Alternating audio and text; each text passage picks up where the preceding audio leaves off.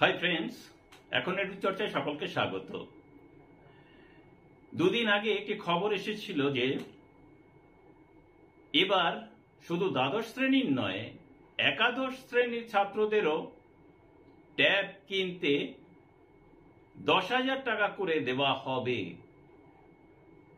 এবং এই 10,000 টাকা দেওয়া হবে আগামী শিক্ষক দিবস 5ই সেপ্টেম্বর থেকেই। কিন্তু হঠাৎই একটি খবরে নজর গেল, অনলাইন খবর আনন্দবাজারের। তাতে দেখা যাচ্ছে যে একাদশ দ্বাদশের পড়ুয়াদের 10,000 টাকা দেওয়া হচ্ছে না ট্যাব কিনতে। অনুদানের সিদ্ধান্ত প্রত্যাহার নবান্নের। তার মানে একাদশ দ্বাদশ কারোর জন্যই এই টাকা এই 5ই সেপ্টেম্বরে দেওয়া হচ্ছে না। ভবিষ্যতে দেওয়া হবে কি না সে বিষয়ে খবরে কিন্তু কিছু বলা নেই। তো এই ব্যাপারে আনন্দবাজার কি লিখেছে সেটাই আমি এখন আপনাদের সামনে পড়ে শোনাই। শুধু দ্বাদশ শ্রেণী নয়, এবার রাজ্যের একাদশ শ্রেণীর পড়ুয়াদেরও ট্যাব কিনতে 10,000 টাকা করে দেওয়ার সিদ্ধান্ত জানিয়েছিল নবান্ন। প্রস্তুতিও ছিল, রাজ্যের সব ট্রেজারিতে টাকা পাঠানোর কাজও সেরে ফেলেছিল স্কুল শিক্ষা দপ্তর। ঠিক ছিল আগামী বৃহস্পতিবার শিক্ষক দিবসে পড়ুয়াদের ব্যাংক অ্যাকাউন্টে টাকা পাঠানো শুরু হবে। কিন্তু একেবারে শেষ মুহূর্তে সেই পরিকল্পনা বাতিল করেছে শিক্ষা দপ্তর। ইতিমধ্যে সব ট্রেজারিকে সে ব্যাপারে নির্দেশ দেওয়া হয়েছে, তবে কেন এই সিদ্ধান্ত বদল তা স্পষ্ট করা হয়নি সরকারি বিজ্ঞপ্তিতে। শুধু জানানো হয়েছে প্রশাসনিক কারণে এই সিদ্ধান্ত। তবে আগামী দিনে সেই টাকা দেওয়া হবে কি না বা দিলে তা কবে সে ব্যাপারে এখনো পর্যন্ত কিছু জানানো হয়নি। প্রসঙ্গত, করোনাকালের পরে 2021 সাল থেকে পশ্চিমবঙ্গ সরকার এই প্রকল্প শুরু করে। তরুণের স্বপ্ন নামে এই প্রকল্পে সরকারি এবং সরকার পোষিত স্কুলের দ্বাদশ শ্রেণীর পড়ুয়াদের এককালীন 10,000 টাকা দেওয়ার সিদ্ধান্ত হয়।